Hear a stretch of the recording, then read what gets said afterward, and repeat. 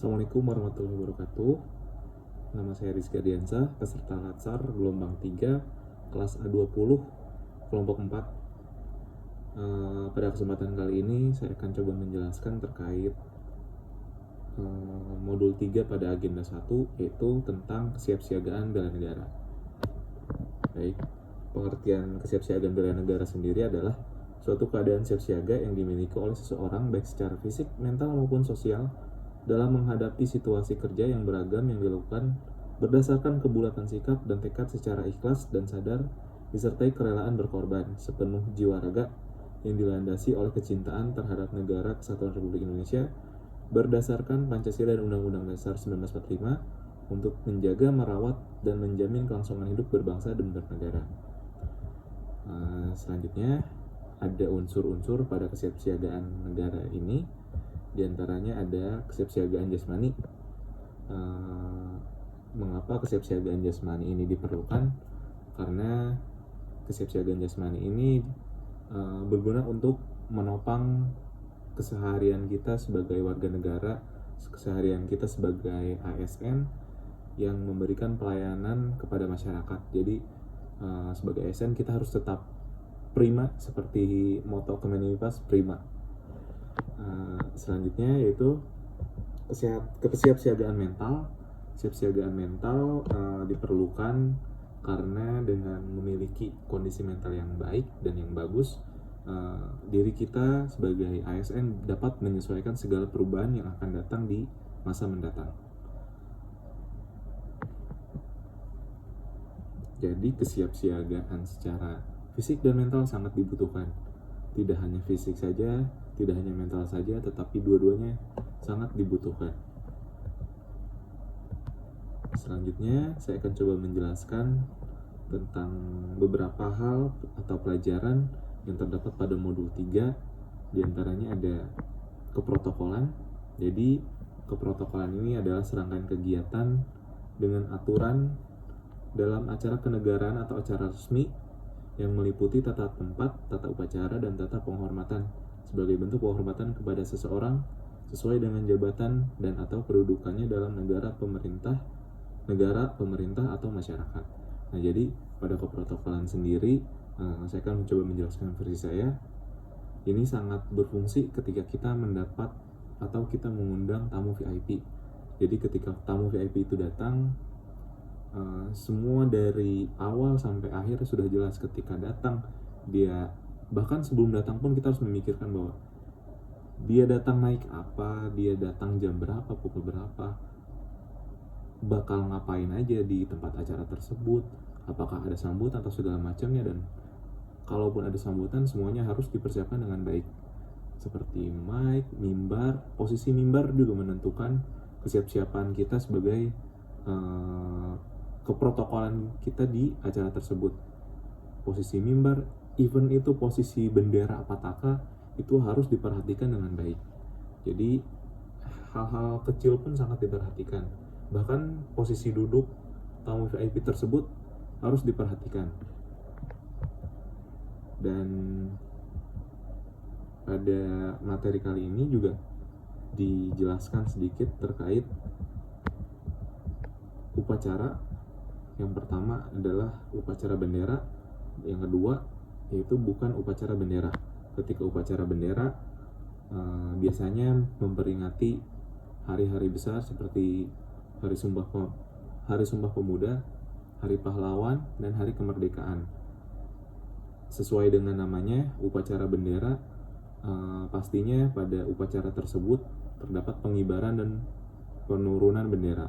Sementara bukan upacara bendera itu adalah kegiatan yang memerlukan pengaturan protokol dilaksanakan untuk acara kenegaraan atau acara resmi, seperti penerimaan tamu-tamu dari luar negeri, terus penganugerahan tanda kehormatan, peresmian pembukaan, munas atau rakernas, dan lain-lain. Selanjutnya pada modul ini juga dijelaskan terkait kelengkapan upacara tersebut.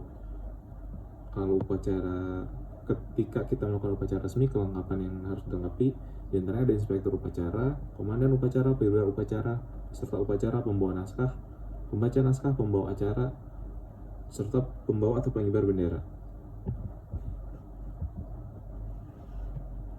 Selanjutnya, pada modul ini juga dijelaskan terkait etika, etiket dalam keprotokolan.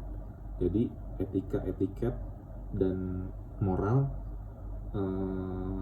sebetulnya menurut saya ya salah satu terdapat dalam satu arti, yaitu